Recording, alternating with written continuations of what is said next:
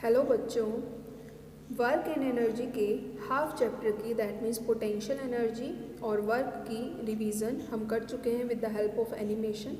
आज हम जो रिमेनिंग टॉपिक्स हैं kinetic energy, law of conservation of energy and rate of doing work, इनकी स्टडी करेंगे with the help of animation. तो स्टार्ट करते हैं काइनेटिक एनर्जी से।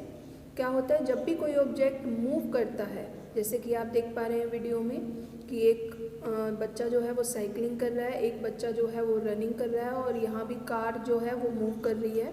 तो ये सब जो एग्जांपल्स हैं बच्चों, ये हमारे किसके हैं? काइनेटिक एनर्जी के। क्या होता है kinetic energy? When a body is possessed in its motion. जब बॉडी मोशन में होती है तो तब उसके पास जो एनर्जी होती है वो होती है काइनेटिक एनर्जी। और काइनेटिक एनर्जी का फॉर्मूला डिराइव करने के लिए हमें क्या करना होगा? हम कुछ कंसीडरेशन करेंगे, यानी कुछ अजम्पशंस लेंगे।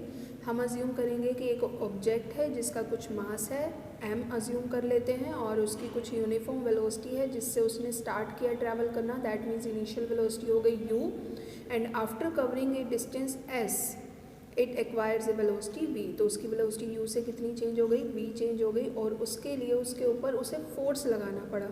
कोई भी ऑब्जेक्ट जो है अपने आप उसके पास एनर्जी नहीं आती, आपको पता है। इन सभी केसेस में वो कोई ना कोई वर्क कर रहे हैं। वर्क करना दैट मीन्स फोर्स लगा रहे हैं और डिस्प्लेस हो रहे हैं, तभी उनके पास एनर्जी आ रही है।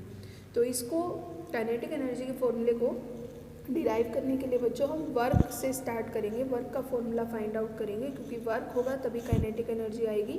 वर्क का फॉर्मूला होता है फोर्स इनटू डिस्प्लेसमेंट, और फोर्स का फॉर्मूला है हमारे पास simple formula mass into acceleration. अब हम यहाँ पर ए की जगह, जैसे मैंने आपको पहले भी करवाया था, हम ए की जगह v square minus u square upon 2s put कर सकते हैं, या एस की जगह v square minus u square upon 2a put कर सकते हैं। बात दोनों की एक ही है। अगर आप a की वैल्यू पुट करोगे तो s कैंसिल हो जाएगा, और s की वैल्यू पुट करोगे तो आप देख पा रहे हैं यहाँ से a कैंसिल हो जाएगा। एक ऊपर है न्यूमिनेटर में है और एक डिनोमिनेटर में है।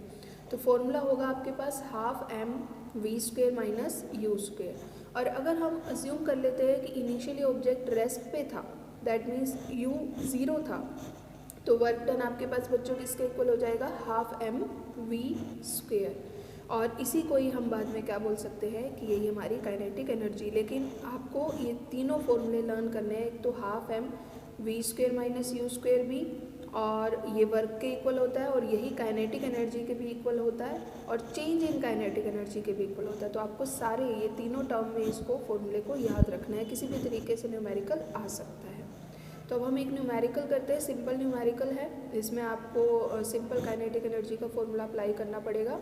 क्या है numerical? Find the kinetic energy of an object of mass 10 kg which is moving with a uniform velocity of 4 metre per second. Simple है, v गिवन है, m गिवन है, फॉर्मूला है half m v square. Half m की जगह हम 10 put करेंगे, v की जगह 4 का स्क्वायर। सॉल्व करेंगे तो हमारे पास आंसर आ जाएगा बच्चों 80 joule. So this will be the kinetic energy, और इसका आंसर आ गया आपके पास 80 जूल। अब नेक्स्ट जो है हम समझेंगे कि एनर्जी कंजर्व कैसे रहती है। इसके लिए हम कुछ एग्जाम्पल कंसीडर करेंगे बच्चों। और फर्स्ट एग्जाम्पल है हमारे पास, आप अपने जो घर है उसमें एक स्विच ऑन करते हो, और जैसे ही आप स्विच ऑन करते हो तो क्या होता है? लाइट ऑन हो जाती है, या फ़ैन का स्विच ऑन कर रहे हो तो फ़ैन ऑन हो जाता है। इसी तरीके से अगर टीवी का आप स्विच ऑन करते हो तो वहाँ टीवी ऑन हो जाता है। तो ये सब क्या हो रहा है? इलेक्ट्रिकल एनर्जी एक फॉर्म से दूसरे फॉर्म में क्या हो रही है? कन्वर्ट। बल्ब के केस में इलेक्ट्रिकल एनर्जी लाइट एनर्जी में कन्वर्ट हो रही है, और टीवी के केस में इलेक्ट्रिकल एनर्जी लाइट एनर्जी और साउंड एनर्जी दोनों में कन्वर्ट हो रही है। तो इससे हमें क्या पता चलता है कि एनर्जी कहीं गई ही नहीं, वो एक फॉर्म से दूसरे फॉर्म में क्या हो गई है? कन्वर्ट हो गई है। And this states that law of conservation of energy, कि energy can neither be created nor be destroyed, it can only be transform into one form to another. एक फॉर्म से उसको दूसरे फॉर्म में कन्वर्ट कर सकते हैं। अब इसके लिए मैंने आपको एक एग्जाम्पल वीडियो में, पहले वीडियो में भी करवाया था। उसमें मैंने न्यूमेरिकल टर्म्स में आपको वैल्यू कंसीडर करके, ये सारी वैल्यू सॉल्व करके, और फिर टोटल एनर्जी हमने फाइंड आउट की थी। याद करो बच्चों कि सेम आ रही है या नहीं आ रही है। बट अब यहाँ पर न्यूमेरिकल वैल्यूज़ की टर्म में तो नहीं है, बट डायरेक्ट अजम्पशन की टर्म में है। यहाँ हमने एक ऑब्जेक्ट कंसीडर कर लिया कि एक ऑब्जेक्ट है, दैट मीन्स बॉल है जिसका मास है m, उसको हमने अलाउ किया, ऊपर से ऐसे थ्रो किया और वो नीचे ग्राउंड पर पहुँचेगा। और हमने उसको जब थ्रो किया है तो मतलब हमने उसे कोई वेलोसिटी नहीं दी है, तो इनिशियल वेलोसिटी हमारे पास क्या है, 0। तो जब ऑब्जेक्ट यानी ये जो बॉल सबसे ऊपर थी तो उस केस में काइनेटिक एनर्जी हमारी 0 थी क्योंकि वेलोसिटी हमने नहीं दी, बट पोटेंशियल एनर्जी मैक्सिमम थी। और जैसे ही वो सबसे नीचे पहुंचेगा तो potential energy 0 but kinetic energy क्या हो चुकी होगी, मैक्सिमम। ये हमने मैथमेटिकली भी किया था। लेकिन जब हम सम करेंगे पोटेंशियल एनर्जी और काइनेटिक एनर्जी, ये दोनों चेंज हो रही हैं आपस में। पोटेंशियल एनर्जी इंक्रीज होगी तो काइनेटिक एनर्जी डिक्रीज, और काइनेटिक एनर्जी इंक्रीज होगी तो पोटेंशियल एनर्जी डिक्रीज, बट दोनों का सम क्या होगा, कांस्टेंट होगा। And this proves law of conservation of energy, कि एनर्जी चेंज नहीं हो रही है। और आप इसको अगर मैथमेटिकली या न्यूमेरिकली फॉर्म में अगर लर्न करना चाहते हैं तो आप ऐसे भी लर्न कर सकते हैं कि पोटेंशियल एनर्जी और काइनेटिक एनर्जी, इन दोनों का सम क्या होता है, कांस्टेंट। और इन दोनों के सम को हम मैकेनिकल एनर्जी भी बोलते हैं बच्चों। Potential energy plus kinetic energy is equal to mechanical energy. और ये एनर्जी जो है वो कांस्टेंट रहेगी, एक एनर्जी दूसरे में अपने आप क्या हो सकती है, चेंज हो सकती है। अब नेक्स्ट जो हम टॉपिक कर रहे हैं that is rate of doing work. तो जैसा आप वीडियो में देख पा रहे हैं क्या है, 2 पर्सन है स्विमिंग कर रहे हैं। ए वाला पर्सन जो है, अज्यूम करते हैं हम, वो 5 मिनट लेता है ये पूरा जो टास्क है कंप्लीट करने में। दैट मीन्स ये पूरा जो भी उनका पाथ है कवर करने के लिए स्विमिंग का। और बी जो है वो 9 मिनट्स लेता है। तो इसका मतलब क्या हो गया, ए ने कम टाइम में वही सेम काम किया जितना बी ने काम किया, लेकिन उसने टाइम ज़्यादा लिया है। तो इसका मतलब ए स्ट्रॉन्ग है, ए की स्विमिंग पावर, स्विमिंग एबिलिटी क्या है, ज़्यादा है।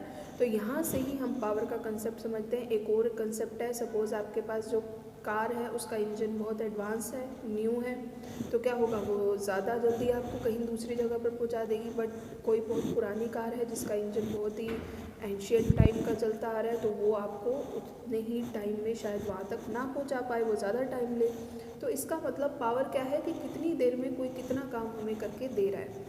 टाइम कम तो पावर ज़्यादा, और वर्क ज़्यादा तो भी पावर ज़्यादा। तो पावर का फॉर्मूला क्या बन जाएगा बच्चों, वर्क अपॉन टाइम। जितना ज़्यादा वर्क उतनी ज़्यादा पावर, और जितना कम टाइम उतनी ज़्यादा पावर। तो पावर का फॉर्मूला सिंपल सा लर्न हो जाएगा आपको। और इसके ऐसा यूनिट क्या होती है, वाट।